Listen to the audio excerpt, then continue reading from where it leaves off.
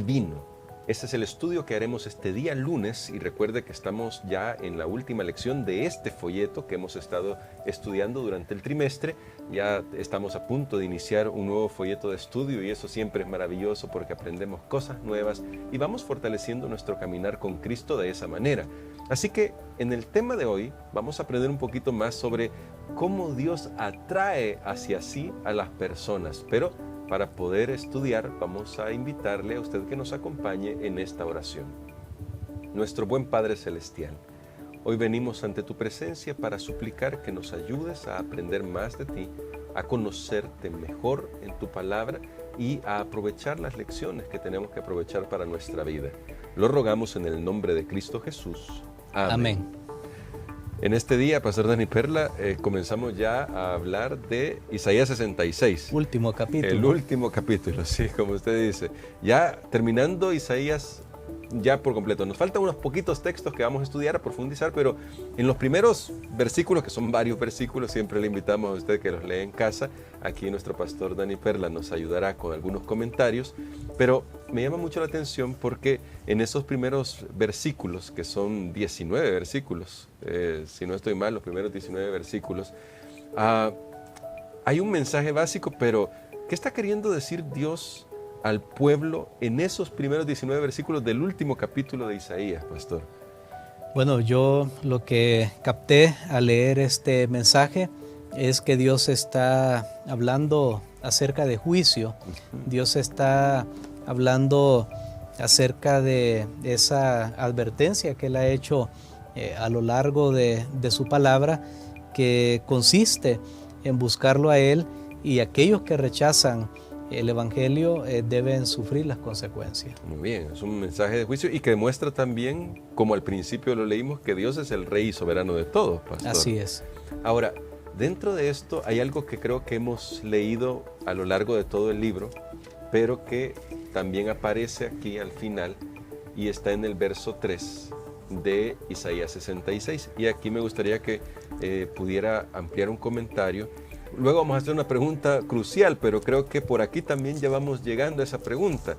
¿Por qué? Porque ¿de qué habla Isaías 66.3? Lo vamos a leer acá, porque queremos un comentario en particular, y dice así: el que sacrifica buey es como si matara a un hombre, el que sacrifica oveja como si degollara a un perro, el que hace ofrenda como si ofreciera sangre de cerdo, el que quema incienso como si bendijera a un ídolo, pues porque escogieron sus propios caminos y su alma amó sus abominaciones.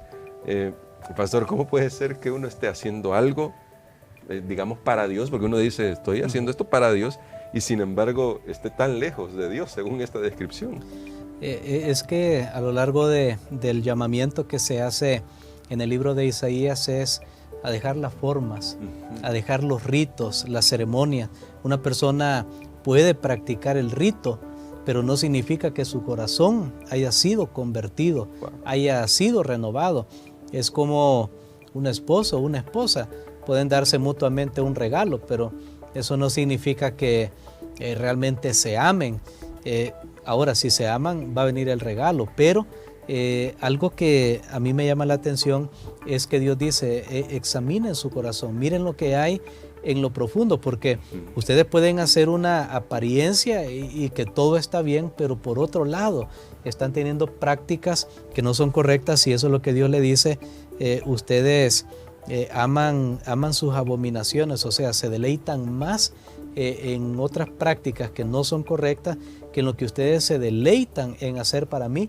Wow. Aunque estén trayendo sus ofrendas.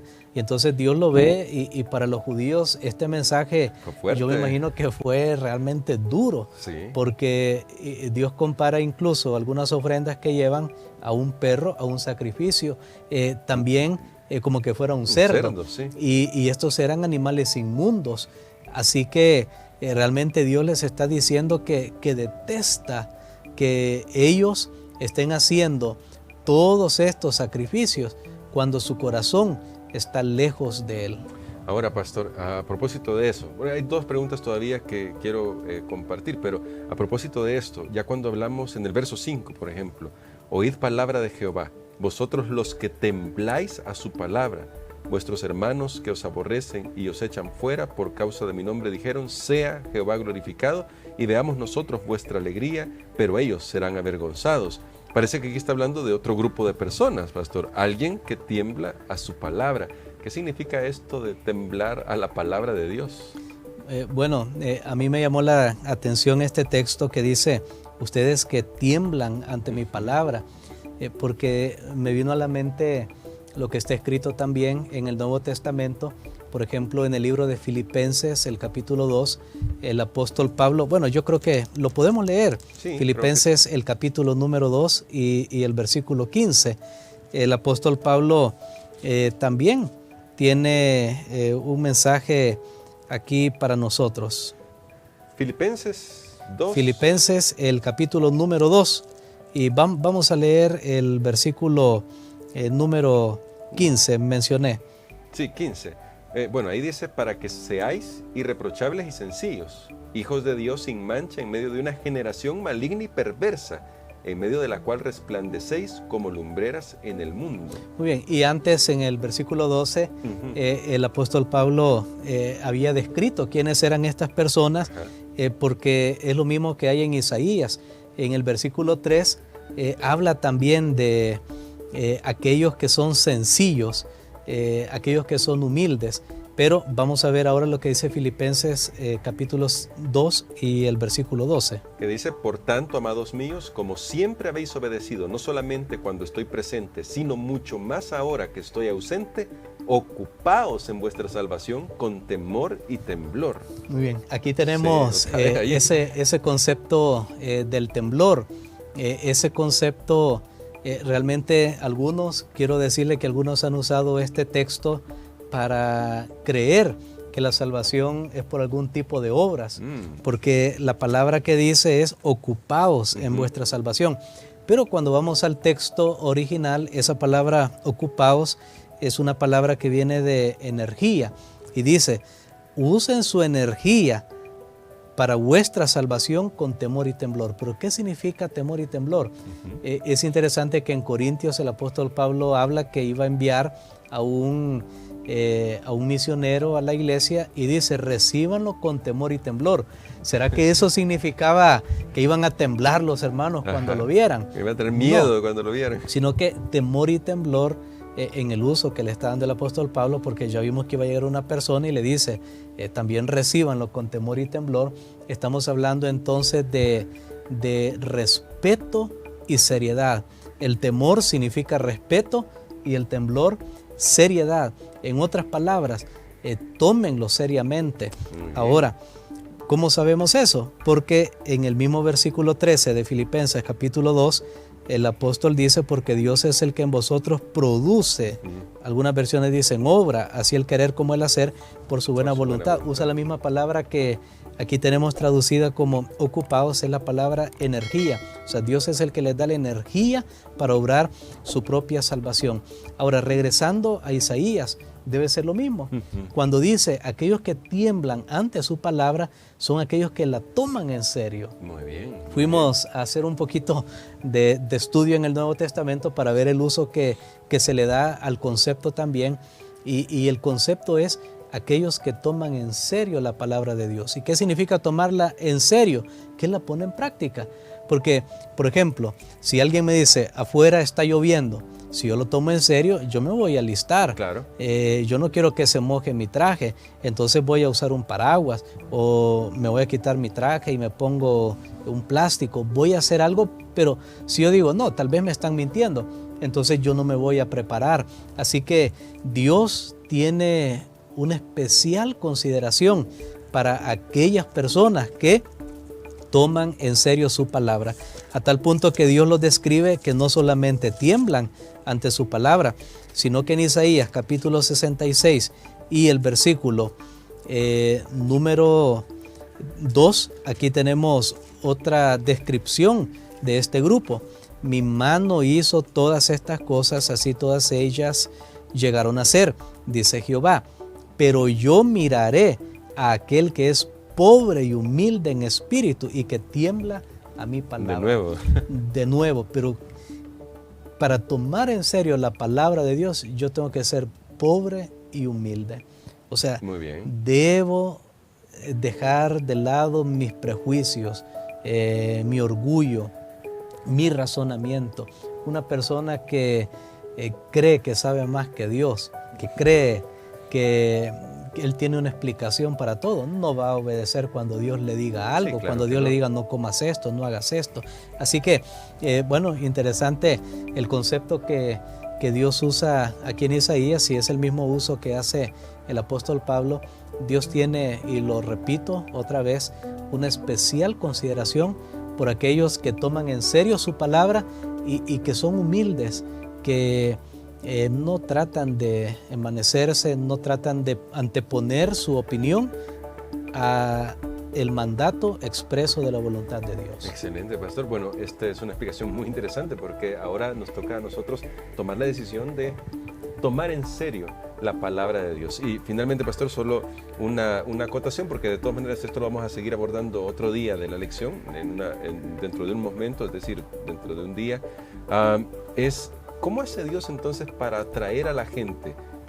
¿Lo hace por medio de estas palabras, de estas personas que tiemblan a la palabra de Dios, que son sus instrumentos elegidos para poder atraer hacia sí a los demás? Definitivamente, y la lección lo dice claramente: Dios salvará a los que son humildes y tiemblan ante su palabra.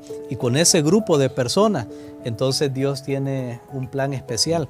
Yo cuando vi esto, realmente yo le llamo el remanente, porque son aquellos que son librados son los que quedan, son los librados del cautiverio. En este caso, Isaías estaba hablando de una restauración futura, post-exílica, después del cautiverio.